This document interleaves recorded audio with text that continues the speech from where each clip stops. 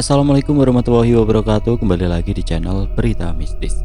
Untuk kisah kali ini masih melanjutkan dari kisah yang sebelumnya, sebuah kisah dari tulisannya Afrian 015. Sebuah kisah yang berjudul Diikuti 3 Arwah Wanita Setelah Ngevlog.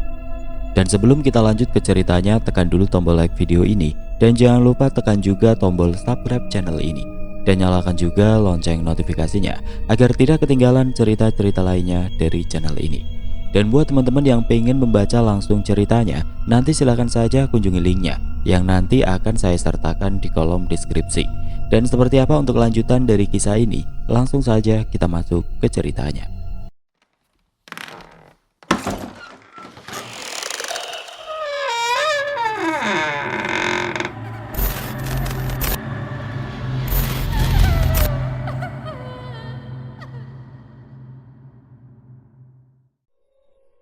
Hari berikutnya pun masih sama. Setelah ayah Rendra dan Novi pacar Rendra diganggu oleh dua sosok wanita yang berbeda, ibu Rendra kemudian mencoba untuk memanggilkan seorang kiai atau ustadz yang paham akan hal seperti itu.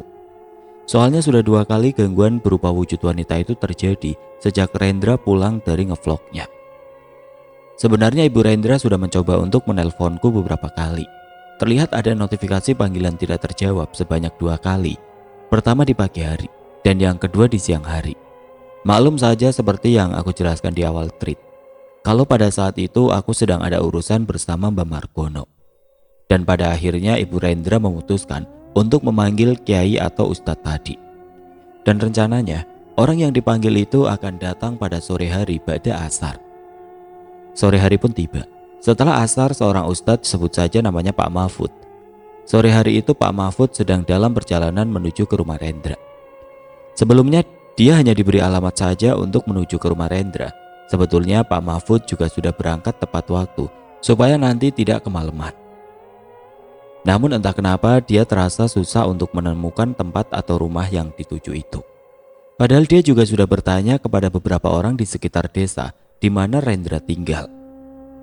Namun menurut Pak Mahfud, semua menunjukkan ke tempat yang salah. Setiap warga yang menunjuk pasti ke tempat yang sama, di mana itu adalah lahan kosong yang ditumbuhi ilalang yang sudah meninggi. Menurut penuturannya itulah yang dialaminya, namun memang menurutnya saat berada di lahan kosong itu, dia merasa seperti ada sebuah tabir yang menyelimuti, seolah menyembunyikan sesuatu.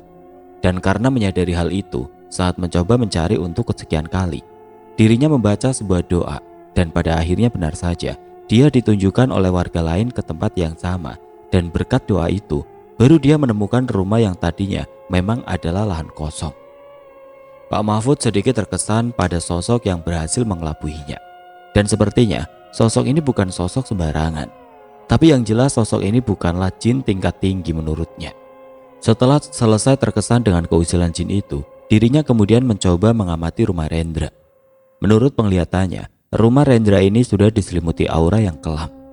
Aura sedih, benci, dan rumah Rendra terlihat begitu gelap dari luar rumah. Dan sudah dipastikan dalamnya pasti akan lebih buruk. Assalamualaikum. Pak Mahfud mengetuk pintu sambil mengucap salam. Waalaikumsalam. Terdengar suara tergesa-gesa menjawab salam Pak Mahfud dan segera membukakan pintu. Dan ternyata yang membuka adalah Novi, pacar Rendra. Dia ternyata masih berada di sana dan tidak kapok walau sudah pernah diganggu oleh makhluk itu. Novi kemudian segera mempersilahkan Pak Mahfud untuk segera masuk. Ternyata di dalam keadaannya sedang tidak karuan. Ayah Rendra yang sudah mulai berangsur membaik sedang mencoba memegangi Rendra yang sedang meracau. Kata-kata yang tidak jelas sambil mencoba melepaskan tangan bapaknya dan hendak keluar dari jendela di kamarnya. Padahal itu adalah lantai 2. Ayah Rendra terlihat kewalahan menangani anaknya yang seperti itu. Tenaganya terasa begitu kuat katanya. Entah karena dia belum begitu fit atau memang kekuatannya yang dimiliki Rendra bertambah lebih kuat.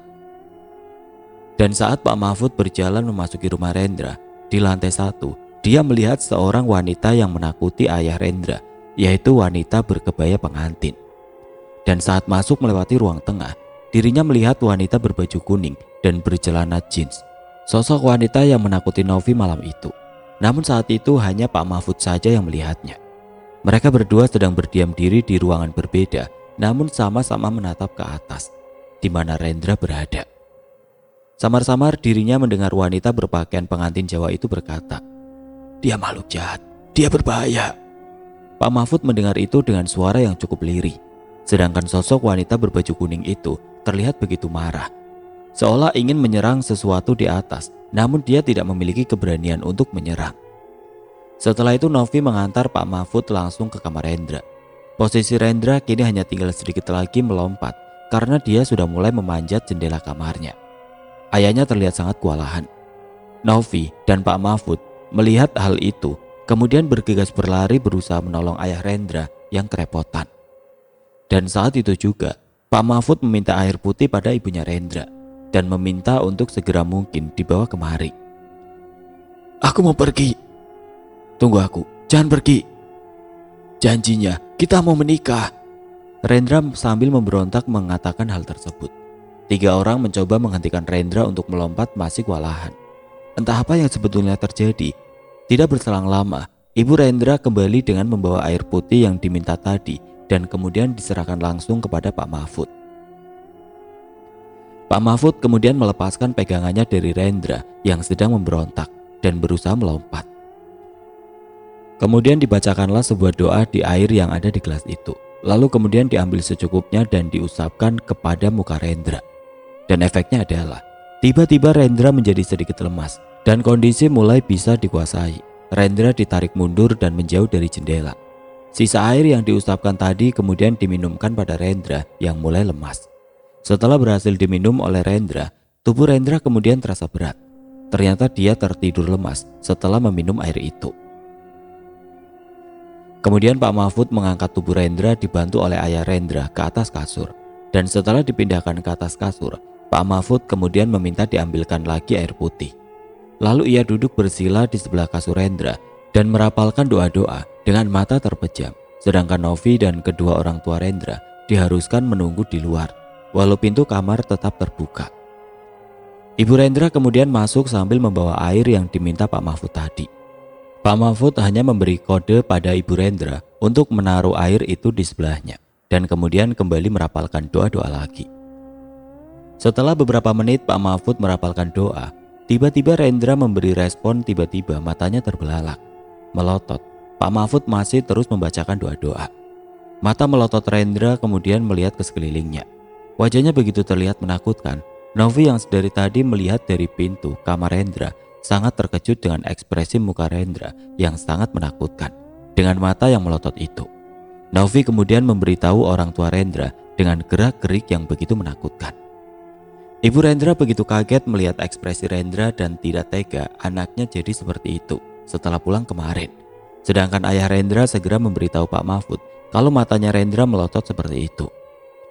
Belum sampai Pak Mahfud memberi respon, tiba-tiba Rendra bangkit dari tidurnya dengan cara yang kurang tidak wajar untuk sebagian orang. Rendra bangkit dari tidurnya dengan cara seperti orang kayang, lalu baru berdiri. Setelah itu matanya yang melotot melihat ke sekitar sambil memperhatikan orang di sana satu persatu. Hingga akhirnya dilihatlah Pak Mahfud dengan mata yang melotot yang sudah menakutkan. Ditambah dia sudah melihat Pak Mahfud ekspresinya bertambah menyeramkan karena ada raut muka kebencian saat melihat Pak Mahfud. Tangan Rendra kemudian diarahkan ke arah Pak Mahfud dan berencana mencekiknya. Namun saat tangan Rendra mengenai kulit leher Pak Mahfud, Rendra malah justru terpental hingga jatuh ke lantai. Suara erangan seorang wanita terdengar dari mulut Rendra. Semua orang di sana kaget mendengar suara yang keluar dari mulut Rendra. Bagaimana tidak, suara wanita sangat jelas terdengar. Setelah terlempar ke lantai, kemudian Rendra kembali bangkit dengan cara sama seperti saat tadi dia bangkit dari kasurnya. Mata melotot dan wajah geram terlihat jelas dari ekspresi Rendra. Tangannya kemudian diangkat hingga setinggi pundak dan seperti memperagakan sebuah tarian Jawa. Gerakannya sangat lembut dan lemas seperti seorang penari. Rendra bergerak maju mundur sambil terus menari. Gerakan tangannya semakin cepat. Pak Mahfud kemudian membuka matanya dan mengambil air yang tadi sudah dipersiapkan. Kemudian meniupnya beberapa kali dan mengambil sedikit air itu. Kemudian dia cipratkan ke arah Rendra. Saat terkena air itu, Rendra tampak berjalan mundur sambil menari dan tangannya semakin cepat melakukan gerakan tari itu. Melihat Rendra bergerak mundur, Pak Mahfud kemudian bangkit dari posisi duduknya dan kemudian terus menyipratkan air itu ke arah Rendra. Rendra mengeluarkan gelak kesakitan dengan ekspresi yang diperlihatkan olehnya. Kepalanya bergerak ke kanan ke kiri dengan kaku, dan tanpa aba-aba, Rendra malah melompat ke arah Pak Mahfud. Dan tentu membuat Pak Mahfud kaget hingga menumpahkan air yang tadi sudah dibacakan doa itu. Rendra kemudian meraih tangan Pak Mahfud lalu kemudian menabrakkan tubuh Pak Mahfud ke arah tembok, hingga Pak Mahfud membentur tembok. Setelah menarik tangan Pak Mahfud, terlihat Rendra merasa kesakitan. Pak Mahfud pun segera bangkit dan langsung memegangi Rendra dan hendak mengeluarkan sosok yang berada di tubuh Rendra. Yang jelas, sosok ini bukanlah sosok yang ditemui Pak Mahfud di lantai bawah.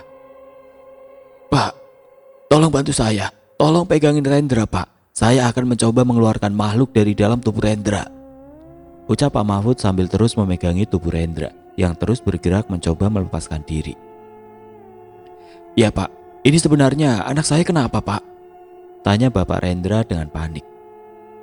"Ini anak Bapak sepertinya ketempelan atau diikuti makhluk alam sebelah waktu dia pergi. Soalnya sepertinya dia bukan berasal dari sini." Pak Mahfud perlahan melepas genggamannya dari tubuh Rendra sambil menjelaskan yang sedang terjadi. "Ya sudah Pak, bagaimana baiknya dan mengobati anak saya? Saya serahkan sama Bapak saja," ucap ayah Rendra penuh harapan. Pak Mahfud kemudian memegangi kepala Rendra sambil terus membacakan sebuah doa-doa.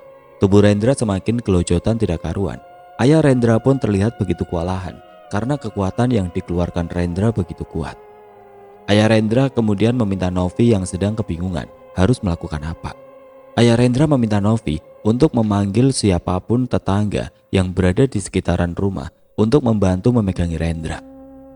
Novi langsung merespon perintah dari ayah Rendra tersebut. Dia langsung berlari turun dan keluar rumah mencari pertolongan pada siapapun yang ada di sekitar sana. Pak Mahfud meminta ibunya Rendra untuk mengambilkan botol yang masih ada tutupnya untuk nantinya makhluk tersebut dipindahkan ke dalam botol lalu dibuang. Dan ibunya Rendra pun segera merespon dan berlari ke dapur untuk mencari botol yang dimaksud.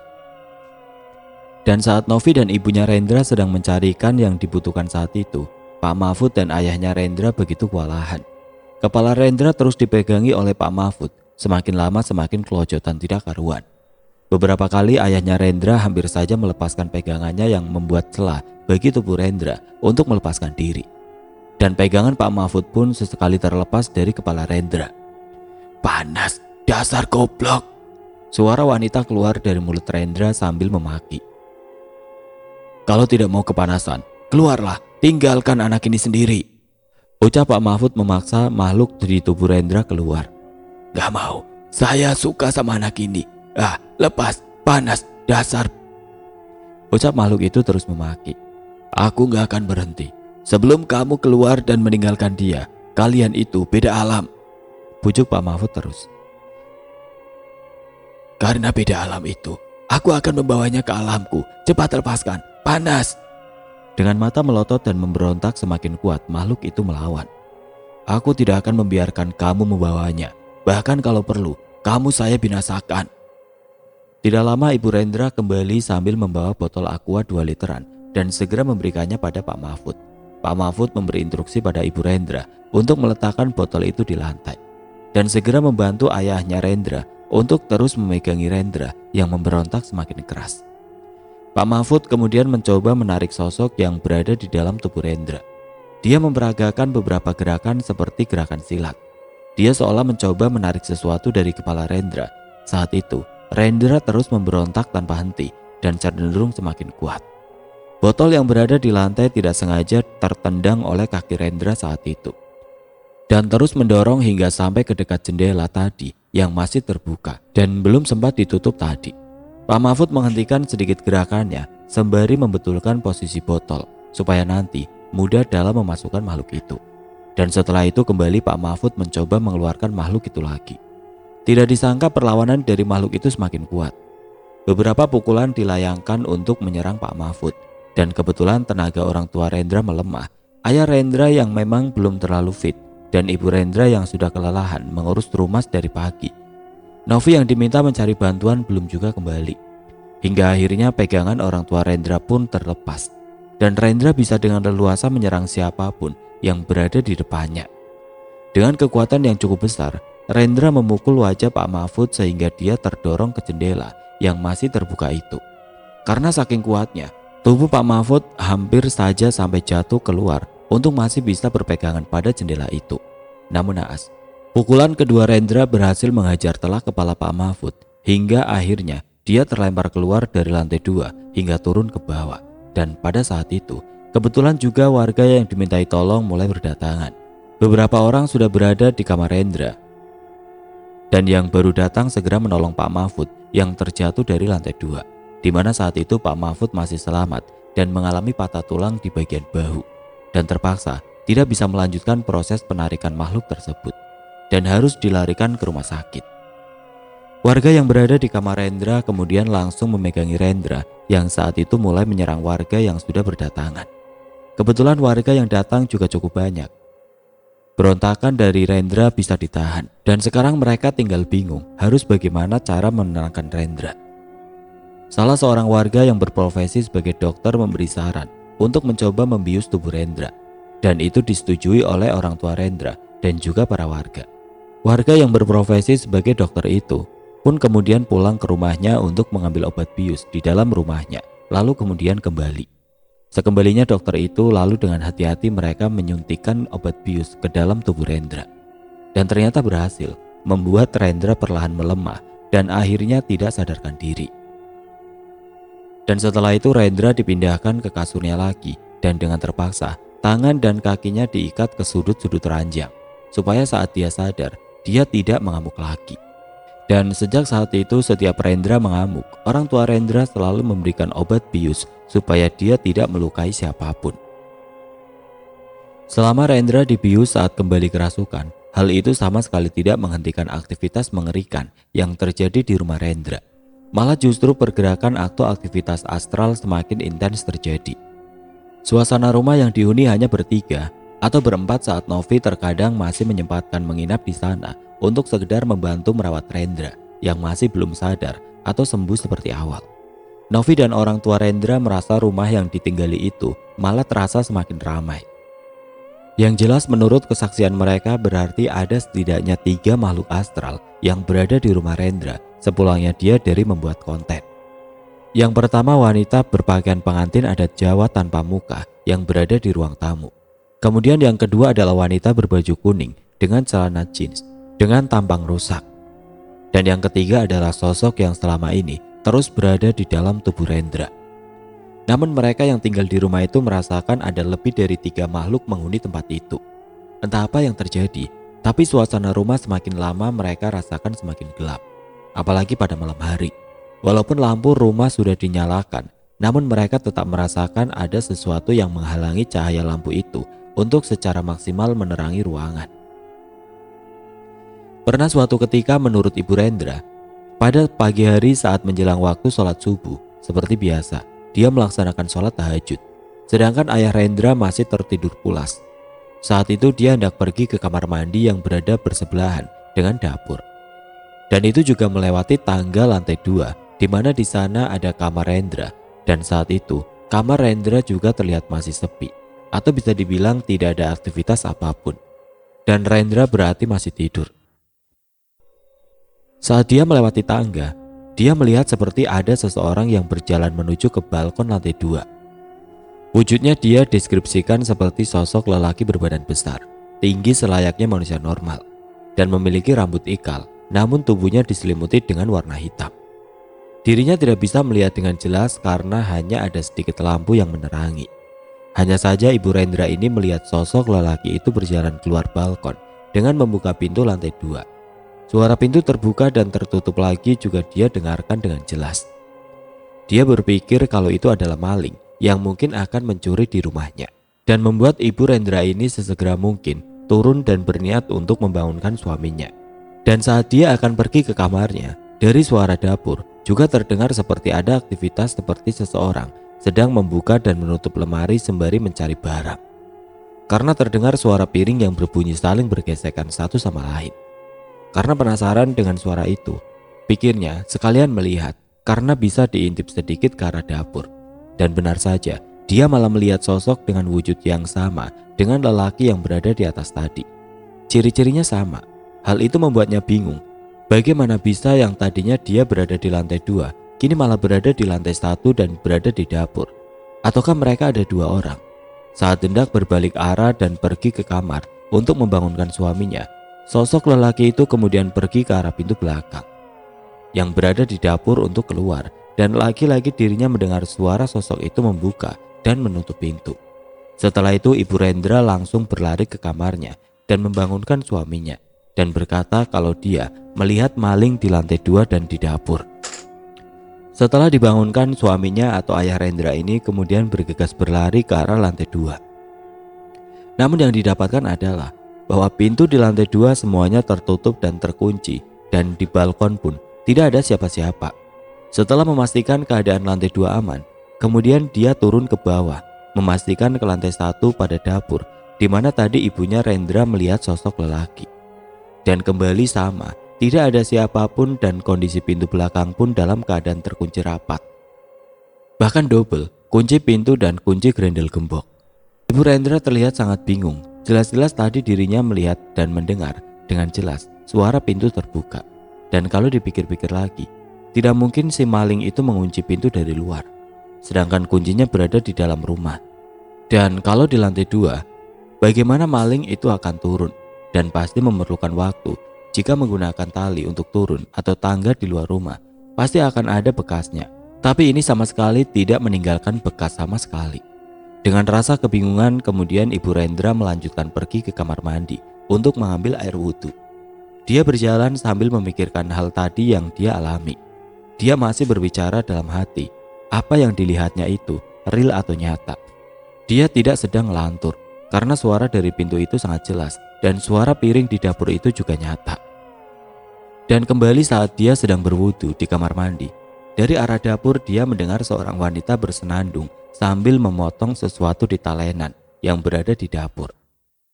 Padahal di rumah itu tidak ada pembantu. Novi juga sedang tidak menginap di rumah itu.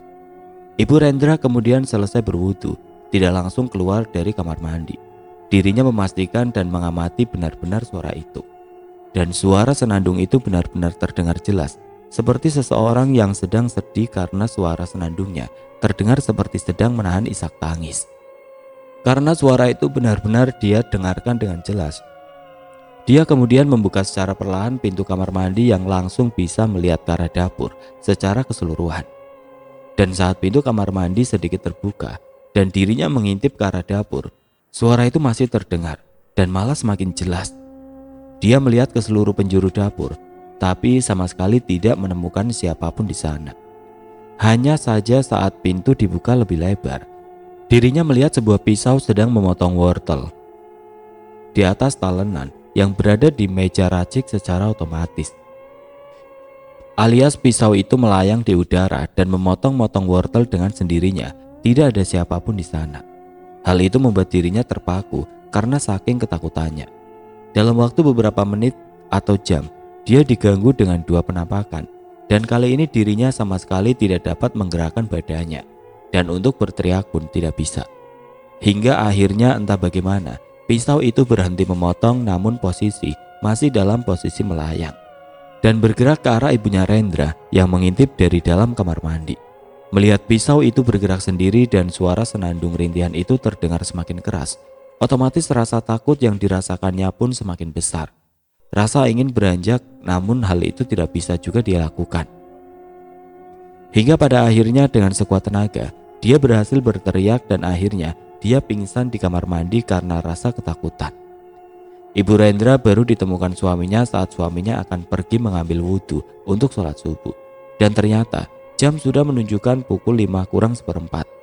Sudah tidak ada waktu untuk sholat tahajud. Dan itu berarti Ibu Rendra berada atau pingsan di sana cukup lama. Loh bu, kok malah tiduran di sini? Kamu kenapa bu? Bu, sadar. Ayah Rendra mencoba membangunkan istrinya yang sudah sangat dingin. Beberapa kali dicoba bangunkan, ternyata istrinya sangat susah untuk sadar. Dan memerlukan beberapa waktu untuk akhirnya dia bisa sadarkan diri. Ayah Rendra terus menepuk pipi kanan dan kiri istrinya, berharap istrinya segera sadar dari pingsannya. Bu, bangun loh. Kok bisa sampai seperti ini? Kamu kenapa sih? Ya Allah, sebenarnya apa yang sedang terjadi pada keluargaku ini? Ayah Rendra sedikit protes kepada Allah atas cobaan yang sedang diberikan kepada keluarganya. Tidak berselang lama istrinya pun tersadar dan begitu matanya terbuka seolah melihat setan, Ibu Rendra langsung berteriak dan meronta melepaskan pelukan dari sang suami. Wah, setan, pisau terbang, pergi, jangan mendekat. Ibu Rendra berteriak sambil menjauh dari pintu dan mundur hingga masuk kembali ke dalam kamar mandi. Suaminya yang keheranan melihat tingkah istrinya kemudian meminta istrinya untuk istighfar dan mengatur nafasnya sambil melihat sekelilingnya, memastikan tidak ada apapun di sekitarnya. Bu, nyebut bu. Ini bapak loh. Ibu kenapa kok bisa pingsan? Diatur dulu nafasnya pelan-pelan. Ayah Rendra mencoba menyadarkan dan bertanya apa yang sedang terjadi. Pak, tadi ada orang nyanyi, terus pisau itu melayang sama motong-motong wortel di sana. Ibu Rendra menjelaskan apa yang dilihatnya tadi sebelum pingsan. Gak ada siapa-siapa bu, wortel juga gak ada di atas meja. Yang ada cuma pisau sama talenan aja. Ayah Rendra berdiri memastikan yang berada di atas meja racik tadi. Beneran ya, tadi pisau itu melayang sendiri.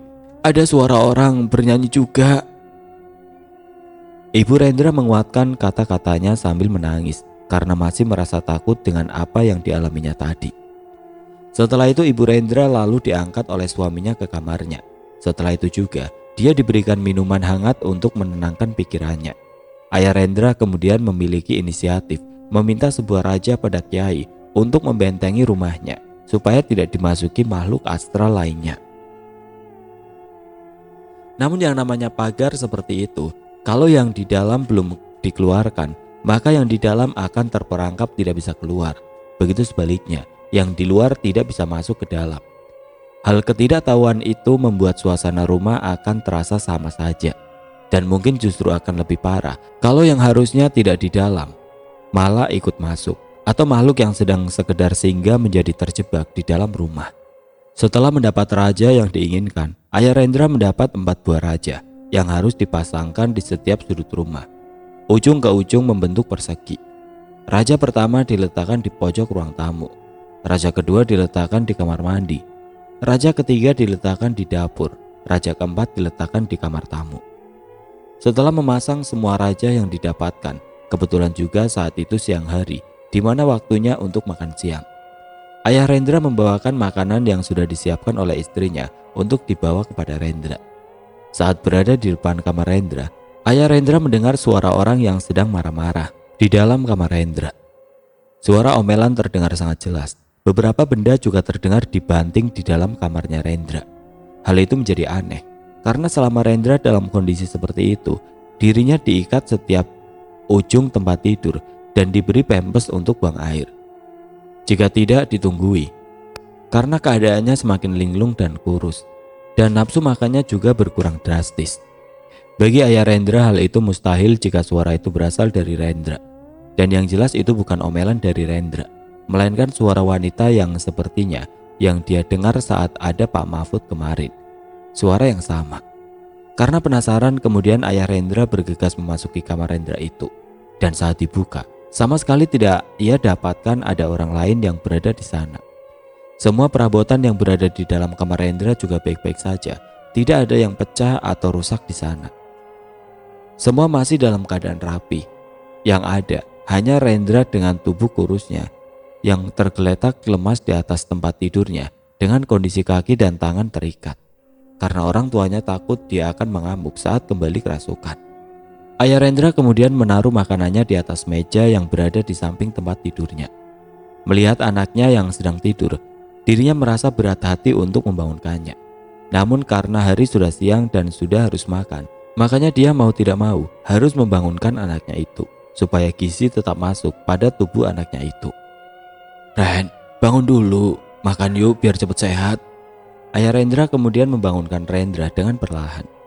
Hal itu direspon Rendra dengan membuka matanya.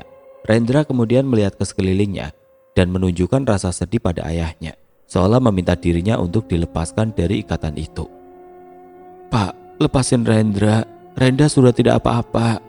ucapnya memelas kepada ayahnya. Enggak nak, nanti nunggu kamu benar-benar sehat. Makanya makan dulu ya, biar cepat sehat. Ayah Rendra kemudian mengambil sesuap nasi bersama dengan lauknya untuk disuapkan ke mulut Rendra. Rendra udah sehat kok pak, lihat ini Rendra sehat kan? Dengan muka pucatnya Rendra memberi keyakinan. Enggak nak, nanti dulu, belum saatnya. Udah yuk makan dulu, ini biar bapak suapin. Ayah Rendra masih enggan untuk melepas ikatan anaknya. Beberapa kali keinginannya untuk dilepaskan tali ditolak oleh ayahnya. Rendra kemudian berdiam diri sejenak, baru kemudian, ayo makan dulu, ini bapak suapin. Ah, buka mulutnya. Ayah Rendra menyodorkan sendok beserta isinya. Ku bilang lepaskan ya lepaskan, dasar manusia bodoh, aku susah bergerak, cepat lepaskan aku. Tiba-tiba suara Rendra berubah kembali seperti saat kerasukan kemarin. Hal itu jelas membuat ayah Rendra semakin kuat untuk tidak melepaskan ikatan itu. Tubuh Rendra kembali meronta-ronta, tubuhnya kembali dikuasai oleh makhluk yang tidak diperkirakan mengikuti dirinya sejak saat pulang. Dengan terus meronta sekaligus terus mengeluarkan air mata dan terus memaki, Rendra bersuara wanita itu meminta untuk terus dilepaskan ikatannya. Wajah Rendra meminta saat itu terlihat sangat menakutkan. Ekspresi tersiksa, sedih dan marah terlihat dari wajahnya. Ayahnya merasa kebingungan dengan yang sedang terjadi saat itu. Sesekali Rendra tertawa dan terus memaki dan terus meminta dilepaskan. Senyuman mengerikan dengan mata melotot menambah dia semakin seram untuk dilihat. Apalagi kulitnya yang pucat dan di sekitar mata yang berwarna hitam membuatnya semakin lebih seram. Tubuh kurusnya saat meronta terdengar seperti badan yang mau patah. Suara tulang berbunyi saat ia meronta. Dan hal yang tidak disangka adalah semakin lama dia memberontak, semakin kuat dia mengeluarkan tenaganya. Hingga pada akhirnya saat dia meronta terdengar suara kayu. Terdengar seperti salah satu sisi mau patah karena kekuatan Rendra yang semakin bertambah kuat. Karena mendengar suara kayu yang mulai akan patah, ayah Rendra meminta istrinya untuk segera memanggil tetangganya yang berprofesi dokter untuk kembali menyuntikkan bius atau memberikan obat penenang. Dan semoga saja dia berada di rumah karena ini adalah siang hari. Dan nasib masih baik. Dokter itu baru saja ada perlu dan sedang ada di rumahnya. Lalu dengan segera datang ke rumah Rendra untuk memberikan obat penenang pada Rendra saat itu. Ternyata dengan adanya 3 arwah wanita yang mengikuti Rendra hingga ke rumah, membuat daya tarik bagi makhluk lain untuk ikut mengunjungi rumah Rendra itu. Seolah menjadi sebuah pusat perhatian baru bagi makhluk astral di sekitaran rumah Rendra. Kalau menurut Mbak Margono nih, ketiga arwah wanita itu menjadi primadona baru di kalangan makhluk astral di sekitar sana. Dan mungkin sosok lelaki yang dilihat oleh ibunya Rendra itu adalah salah satu makhluk yang kepincut dengan adanya sosok wanita baru di rumah Rendra. Sedangkan untuk kedua sosok wanita yang ditemui Bapak Rendra dan Novi pacar Rendra masih terus melakukan aktivitasnya di rumah Rendra. Seperti kadang hanya duduk di kursi sambil menatap lurus ke depan dengan tatapan kosong. Kadang juga hanya berdiri tepat di depan tembok sambil menangis. Mungkin karena meratapi dirinya belum bisa bertemu dengan Rendra karena masih ada sosok yang mendominasi di kamar Rendra.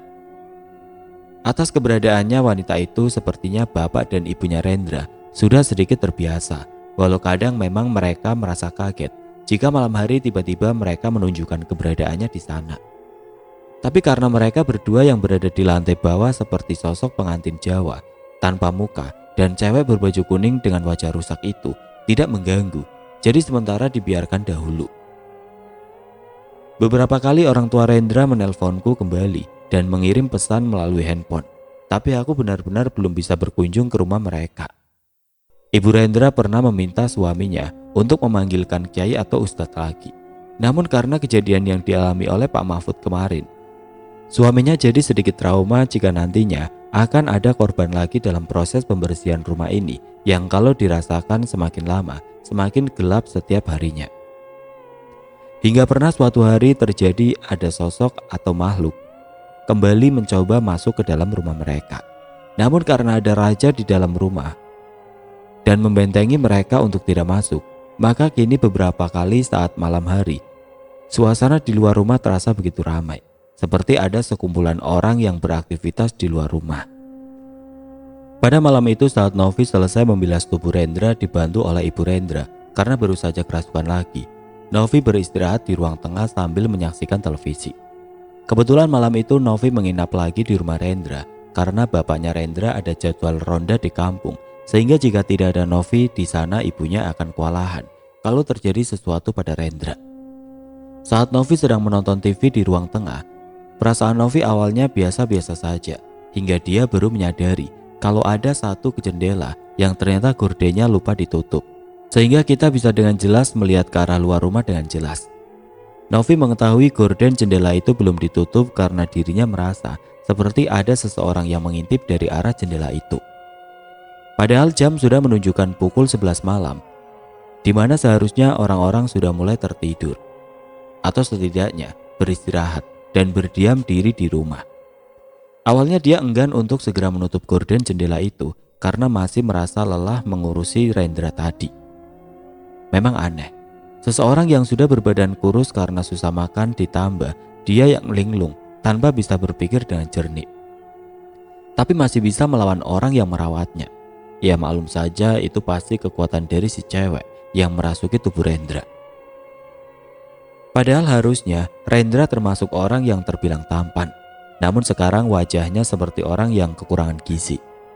Saat beristirahat, sepertinya ada seseorang yang melihat ke dalam rumah semakin lama semakin sering, seolah sedang memperhatikan sesuatu di dalam rumah. Namun setiap kali Novi melihat ke arah jendela, dirinya tidak mendapati ada seseorang yang mengintip dari sana. Yang ada dia lihat adalah gelapnya suasana malam hari.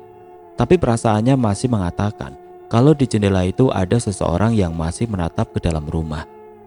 Karena kata hatinya masih mengatakan demikian, Novi kemudian mencoba untuk memfokuskan matanya dan memastikan memang tidak ada siapa-siapa di luar sana. Semakin lama dia memperhatikan ke arah jendela itu, tiba-tiba perlahan dia melihat dua pasang mata berukuran besar sedang melihat ke arah dalam rumah dan melihat ke kanan ke kiri atas bawah. Hal itu membuat dirinya terkaget dan mengucek matanya untuk memastikan dia tidak salah lihat dengan apa yang dia lihat barusan. Dan setelah dia mengucek mata, dua pasang mata yang tadinya dia lihat di jendela sudah tidak ada lagi. Pikirnya, dalam hati dia pasti salah lihat karena merasa kelelahan mengurus Rendra. Dia pun beranjak ke arah jendela itu, berniat untuk menutup gorden supaya pikirannya tidak kemana-mana lagi dan bisa kembali menonton TV dengan nyaman dan beristirahat. Saat dia akan menutup gorden jendela, dia sempat melihat ke arah luar. Dan saat itu, dia melihat ada dua anak bermain di halaman samping rumah Rendra dengan badan penuh bulu berwarna hitam. Mereka berlarian ke sana kemari, terlihat sangat asik sekali mereka bermain. Novi masih tidak memperdulikan bulu lebat berwarna hitam di sekitar tubuh mereka. Yang dia heran adalah ada anak bermain di jam malam seperti ini. Mereka ini anak siapa? Dia masih terus memperhatikan ke arah anak-anak itu hingga melihat mereka ke salah satu titik di tengah-tengah halaman yang berjongkok di sana. Sambil mengambil sesuatu di sana, terlihat asik menurut Novi mereka bermain di sana. Hingga saat disadari kalau mereka berbulu, kedua anak yang sedang bermain itu kemudian menoleh ke arah jendela di mana Novi melihat mereka. Dan dilihatnya dua anak bergigi lancip semua menyeringai ke arahnya dengan mata yang merah menyorot ke arahnya. Wajahnya hitam dan hanya terlihat gigi tajam dan mata merah yang bersinar itu. Melihat wujud dari kedua anak itu membuat dia langsung bergidik ngeri. Ditambah kedua anak itu kemudian melempar sesuatu ke arah jendela di mana Novi berada dan membuat suara kencang ketika benda itu mengenai kaca jendela. Sontak membuat Novi berteriak sembari menutup gorden dengan sangat kencang sehingga gorden tidak tertutup rapat. "Wah bu, aku takut bu, itu ada anak di luar. Anak siapa? Wajahnya menakutkan." Dia berteriak sekencang-kencangnya sambil duduk berjongkok menutupi mukanya. "Kenapa Novi? Ada apa, kamu lihat siapa di luar?" Dengan tergesa-gesa ibu Rendra berlari dari dapur karena sedang membuat teh untuk teman beristirahat. "Itu bu, di luar aku melihat ada anak menyeramkan bu di luar sana." Dengan menutupi mukanya Novi menunjuk ke arah luar. Mendengar keterangan Novi, ibu Rendra kemudian bangkit dan mencoba melihat ada apa di luar sana. Dia kembali membuka gorden yang masih sedikit terbuka itu. Saat dilihatnya keluar, dirinya tidak melihat apapun di luar sana hanya ada kesunyian yang dilihatnya. Setelah itu ibunya Rendra menutup kembali rapat-rapat gorden jendela itu dan menyuruh Novi untuk pindah ke sofa di ruang tengah untuk menenangkan dirinya sembari menikmati teh yang sudah dibuatkan. Dan saat mereka berdua duduk di ruang tengah, Novi terus mengatur nafasnya yang tidak beraturan karena ketakutan. Dan ibunya Rendra duduk di sebelahnya sembari menenangkan pikiran Novi. Lagi proses penenangan Novi, tiba-tiba terdengar suara ceklek. Dan seketika seluruh lampu yang menerangi ruangan mati, seolah ada yang mematikan saklar pusat di kamar ini. Belum selesai Novi mengatur nafas dan menenangkan dirinya. Hal itu membuat Novi kembali berteriak dan memegang erat tangan Ibu Rendra sambil berkata, "Bu, jangan jauh-jauh dari aku ya Bu, aku takut." Dengan nafas tidak beraturan, Novi kemudian mencari tangan Ibu Rendra. Saat itu Ibu Rendra masih berada di sampingnya dan sudah dalam posisi berdiri. Dan itu tidak diketahui Novi, tapi tetap menjawab perkataan Novi. "Iya, Ibu di sini kok. Paling ini hanya mati lampu sebentar," jawab suara Ibu Rendra di samping Novi, yang saat itu sudah dipegang tangannya oleh Novi. Namun hal aneh dirasakan oleh Novi. Tangan ibunya Rendra ini terasa sangat dingin. Dia tetap berpikir positif, mungkin tadi baru saja mencuci piring di dapur, karena sedari tadi ibunya Rendra berada di dapur, beberes semua keperluan Rendra yang sudah kotor, seperti gelas, piring, dan beberapa perabot yang dibawa untuk mengurusi kebutuhan Rendra. Dan ternyata Ibu Rendra sudah dalam perjalanan untuk keluar rumah, bermaksud untuk melihat apakah meteran listrik turun atau anjlok. Dan tadi sebenarnya Ibu Rendra mengatakan, "Ibu ke depan sebentar, memastikan saklar di luar rumah turun atau tidak." Ibu Rendra kemudian keluar rumah. Saat membuka pintu rumah, sepertinya Novi tidak mengetahuinya, sehingga dia masih terus duduk di sana, seolah sedang bersama Ibu Rendra. Setelah keluar rumah, kemudian Ibu Rendra pun melihat sekeliling rumah. Ternyata hanya rumahnya saja yang meterannya turun. Para rumah tetangga masih bersinar diterangi lampu-lampu mereka. Ibu Rendra kemudian berjalan dan melihat ke arah kotak meteran listrik sambil membawa senter penerangan untuk melihat saklar di dalamnya. Hal mengejutkan terjadi saat dirinya membuka penutup kotak meteran listrik. Saat dia membuka kotak itu, dia dikagetkan dengan munculnya wajah seseorang anak laki-laki yang tertawa riang dengan wajah yang sangat pucat. Hal itu membuat Ibu Rendra terkejut dan menutup kembali kotak meteran itu dan terus beristighfar. Berkata dalam hati kalau yang dilihat itu tidak nyata. Dia menginstruksi otaknya bahwa dia salah lihat sesuatu di dalam kotak itu. Setelah pikirannya kembali tenang, ibunya Rendra kembali mencoba untuk membuka kotak itu dengan membaca ayat kursi. Dirinya kembali memberanikan membuka kotak meteran itu dan setelah dibuka, tidak ada apapun di dalam sana kecuali meteran yang saklarnya turun sesuai yang diperkirakannya. Dia pun kemudian menaikkan kembali saklar kembali ke atas sehingga kembali menyala seluruh lampu rumah Rendra yang tadi sempat padam. Dan setelah lampu kembali menyala, dari dalam rumah terdengar Novi menjerit dan berteriak sangat keras, membuat Ibu Rendra kembali kaget karena suaranya dan segera berlari ke dalam rumah, takut Novi kenapa-napa.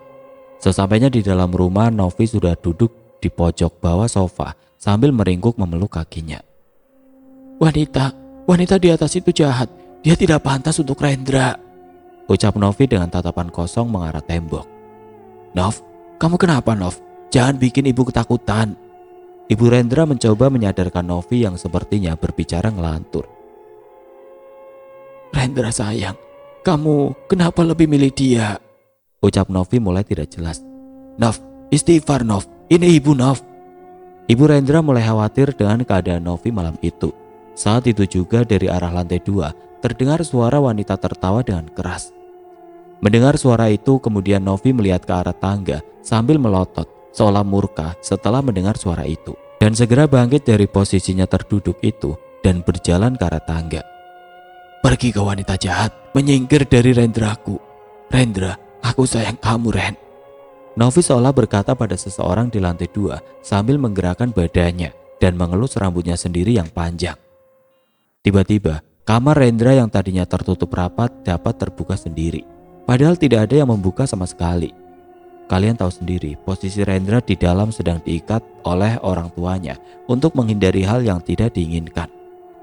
Dan setelah pintu terbuka lebar, tiba-tiba ada seseorang perempuan bertubuh ramping, tinggi, dengan tangan panjang, lebih panjang dibandingkan ukuran panjang orang normal dengan kuku hitam panjang dan muka yang memang terbilang cantik. "Tidak, Rendra hanya untukku, tidak untuk siapapun selain aku." Wanita itu terdengar tertawa bangga atas dirinya. "Tidak, Rendra itu untukku, bukan kamu. Aku suka sama dia." Dengan nada memelas dan menunduk seolah dia akan menangis karena ucapan wanita itu tanpa berani melawan. Ibu Rendra yang terkejut melihat wanita berada di kamar Rendra dengan kondisi yang tidak normal membuatnya kembali pingsan. "Enyah kau dari sini, jangan berharap Rendra akan menjadi milikmu." Wanita bertangan panjang itu mengusir Novi, atau lebih tepatnya sosok wanita yang merasuki tubuh Novi. Dan setelah itu, tubuh Novi perlahan melemas sambil meneteskan air mata hingga akhirnya terkulai dan terbaring di lantai tidak sadarkan diri. Seolah yang merasuki Novi sudah pergi dari tubuhnya, wanita yang berada di depan kamar Rendra kemudian kembali masuk dan membanting pintu kamar cukup keras. Oke teman-teman, sampai di sini dulu ceritanya. Nantikan kelanjutan kisah ini di video berikutnya. Agar tidak ketinggalan, klik tombol subscribe channel ini dan nyalakan lonceng notifikasinya. Wassalamualaikum warahmatullahi wabarakatuh.